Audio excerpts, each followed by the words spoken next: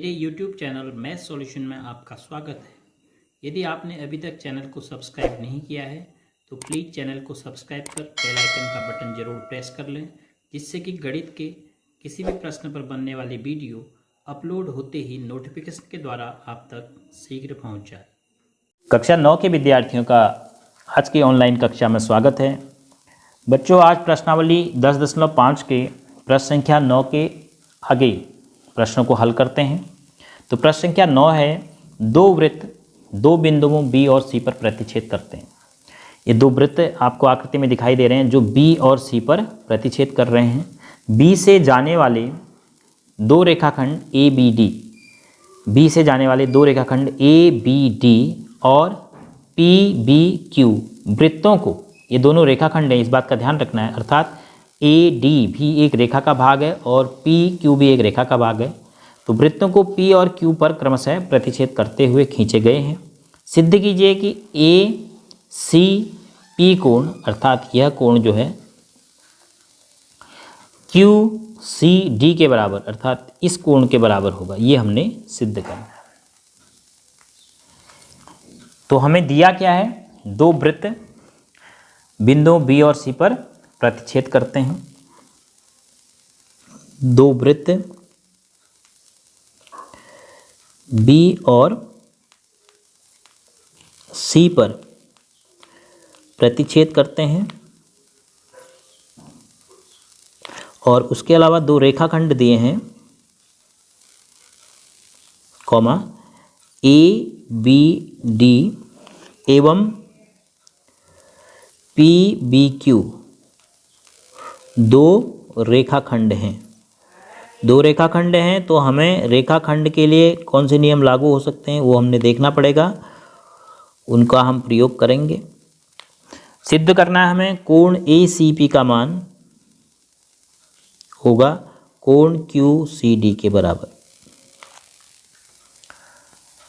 तो अब गौर से देखिए, पी बी क्यू और ए बी डी दो रेखाखंड हैं। इस प्रकार से देखिए, ये है पी बी और ये क्यू, और एक रेखाखंड इस प्रकार से है ए बी और डी।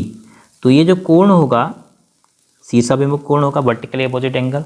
तो कौन सा बन रहा है, देखो ये कोण और ये दो कोण शीर्षाभिमुख बन रहे हैं।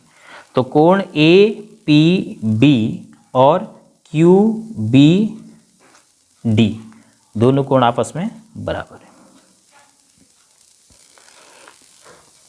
चूंकि पी बी क्यू एवं ए बी डी रेखाखंड हैं, जब भी दो रेखाएं या रेखाखंड किसी बिंदु पर प्रतिच्छेद करते हैं तो प्रतिच्छेद बिंदु पर आमने सामने बनने वाले कोण को हम शीर्षाभिमुख कोण कहते हैं। इसीलिए कोण पी बी ए बराबर कोण क्यू बी डी। क्यों? क्योंकि दोनों वर्टिकली अपोजिट एंगल हैं।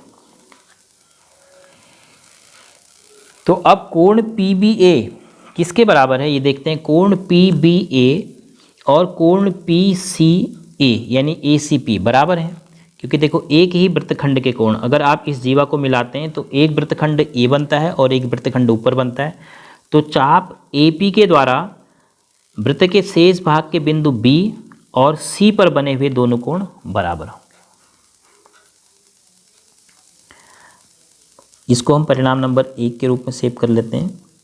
अब कोण ए बी पी या पी बी ए ही लिख लेते हैं इसको इसी रूप में, पी बी ए बराबर कोण ए सी पी तथा कोण इस वृत्त में देखिए, अगर आप चाप डी क्यू की बात करेंगे तो डी क्यू के द्वारा वृत्त के शेष भाग के बिंदु सी और बी पर दो कोण बने हैं। एक बना है क्यू बी डी, कोण क्यू बी डी बराबर क्यू सी डी। ये दोनों युग्म मैंने बराबर क्यों लिखे, क्योंकि एक ही वृत्तखंड के कोण हैं। इस वृत्तखंड के कोण और इस वृत्त में एक ही वृत्तखंड के कोण, एक ही वृत्तखंड के कोण बराबर होते हैं, इसलिए हमने इनको बराबर लिखा।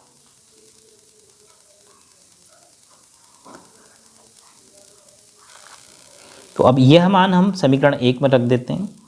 तो समीकरण 1 से आपको क्या प्राप्त होता है, पी बी ए की जगह रख देते हैं, कोण ए सी पी बराबर क्यू बी डी की जगह रख देते हैं, कोण क्यू सी टी।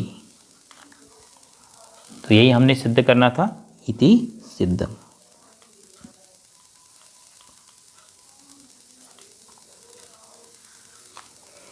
तो दो वृत्त हैं, तो दोनों वृत्तों में हमने एक ही वृत्तखंड के कोण देखे।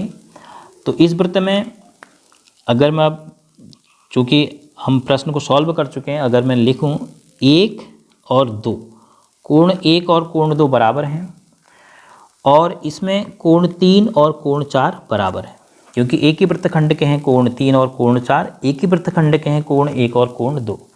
तो 1 2 के बराबर है, 3 4 के बराबर है। लेकिन 2 और 4 बराबर हैं, इन दोनों के मान बराबर हैं, तो इसका मान इसके बराबर है और इसका मान इसके बराबर है। तो जब ये दोनों बराबर हैं, यह 30 अंश है, यह 30 अंश है, इसके 30 होने के कारण यह भी 30 है, इसके 30 होने के कारण यह भी 30 है, तो ये दोनों ACP और QCD बराबर हों।